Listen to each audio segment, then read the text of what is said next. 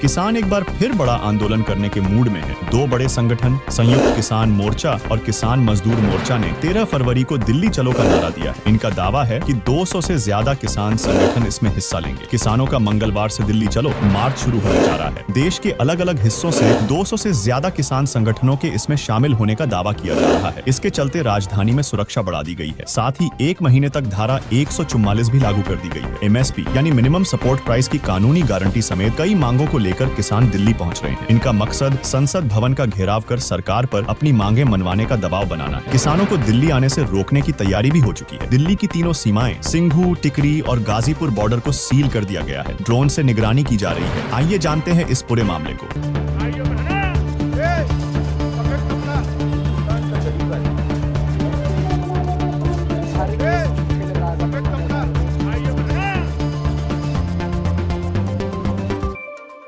पंजाब हरियाणा के किसान एक बार फिर अपनी मांगों को लेकर दिल्ली कूच कर रहे हैं। इसके चलते हरियाणा से लेकर दिल्ली तक में जगह जगह किसानों को रोकने के इंतजाम किए गए हैं। प्रशासन पूरी कोशिश कर रहा है कि किसी भी कीमत पर किसान दिल्ली में प्रवेश ही न कर सके। इसके चलते राजधानी दिल्ली की सीमाएं बंद की जा रही है। प्रशासन ने किसानों को देखते हुए ही 12 मार्च तक के लिए दिल्ली में धारा 144 लागू कर दी है। इसका मकसद साफ है कि राजधानी में भीड़ इकट्ठा ही न हो सके। किसानों को रोकने के लिए किए गए तमाम इंतजामों के बीच धारा 144 लागू होने का असर आम जनता पर भी पड़ने वाला है। 5 से ज्यादा लोग एक जगह पर इकट्ठा तक नहीं हो सकेंगे। ऐसे में अब बड़ा सवाल यह है कि आखिर किन किन कामों पर प्रतिबंध लागू रहेंगे। चलिए इसके बारे में आपको विस्तार से जानकारी देते हैं। सबसे पहले यह जान लीजिए कि दिल्ली में क्या प्रतिबंधित हुआ है। दरअसल जब तक इजाजत न हो तब तक किसी भी प्रकार की रैली या विरोध प्रदर्शन पर पाबंदी रहेगी। राजनीतिक और सामाजिक सभी तरह के मार्च नहीं निकाले जा सकेंगे। दिल्ली में ट्रैक्टर ट्रॉली या ट्रक आदि को दिल्ली में प्रवेश करने की अनुमति नहीं होगी। इनके जरिए हिंसा के हथियार लाए जा सकते हैं। प्रशासन के आदेश में विस्फोटकों, एसिड पेट्रोल, सोडा वाटर की बोतलें तक इकट्ठा करने की इजाजत नहीं होगी। इसके जरिए खतरा पैदा किया जा सकता है और अस्थिरता बढ़ाई जा सकती है। प्रशासन के आदेश के मुताबिक शादी या अंतिम संस्कार के जुलूस या धार्मिक रैलियों का आयोजन अनुमति के आधार पर ही हो सकेगा। किसी भी निजी वाहन या इमारत या सार्वजनिक क्षेत्र पर किसी भी तरह का लाउड स्पीकर का उपयोग प्रतिबंधित है। इसके लिए प्रशासन से अनुमति लेनी होगी। वही प्रशासन के आदेश में कहा गया है कि हरियाणा, उत्तर प्रदेश और दिल्ली के बीच आने जाने वाले वाहनों की चौकियों पर जांच की जाएगी। इसमें कहा गया है कि मौखिक, लिखित या डिजिटल इलेक्ट्रॉनिक माध्यम से भी उत्तेजक नारों का प्रसार करना गैर कानूनी होगा। इस आदेश को लेकर दिल्ली पुलिस ने कहा है कि नियमों की अनदेखी करने पर धारा 188 के तहत आपराधिक मुकदमा चलाया जाएगा। धारा 144 लागू हो गई है, लेकिन स्कूलों के संचालन पर कोई प्रतिबंध अभी नहीं लगा है। दिल्ली शिक्षा निदेशालय ने इस बारे में आदेश जारी नहीं किया है। इसका फैसला दिल्ली सरकार के हाथ में ही है। अब यह भी जान लेते हैं कि कब तक लागू रह सकती है धारा 144। एक अहम सवाल यह भी है कि आखिर कब तक धारा 144 लागू की जा सकती है। इसको लेकर नियम है कि इसे 2 महीने से ज्यादा समय तक लागू नहीं किया जा सकता है। अगर राज्य सरकार को लगता है कि जान माल का खतरा है और दंगे रोकने की आवश्यकता है तो फिर इसे बढ़ाया भी जा सकता है। पुलिस की ओर से जारी आदेश में बताया गया है कि धारा 144 लगी होने के दौरान सरकारी कार्यक्रमों और मीटिंग्स पर प्रतिबंध नहीं होगा। इस आदेश में यह भी बताया गया है कि धार्मिक कार्यक्रम, शादी समारोह और अंतिम संस्कार के जुलूसों को तभी अनुमति दी जाएगी जब अधिकारियों से इसकी अनुमति मांगी गई हो। अब आइए जानते हैं कि नियम तोड़े तो क्या कार्यवाही की जाएगी। अगर कोई भी व्यक्ति धारा 144 का उल्लंघन करने का दोषी पाया जाता है तो उसे IPC की धारा 188 के तहत सजा दी जाएगी। धारा 188 के तहत दोषी पाए जाने पर 1 महीने से लेकर 6 महीने तक की जेल और 200 रुपये से लेकर 2000 रुपये तक का जुर्माना लगाया जा सकता है। बाकी आपका इस खबर पर क्या विचार है, हमें कमेंट में बताएं और वार्ता 24 न्यूज चैनल को सब्सक्राइब करें।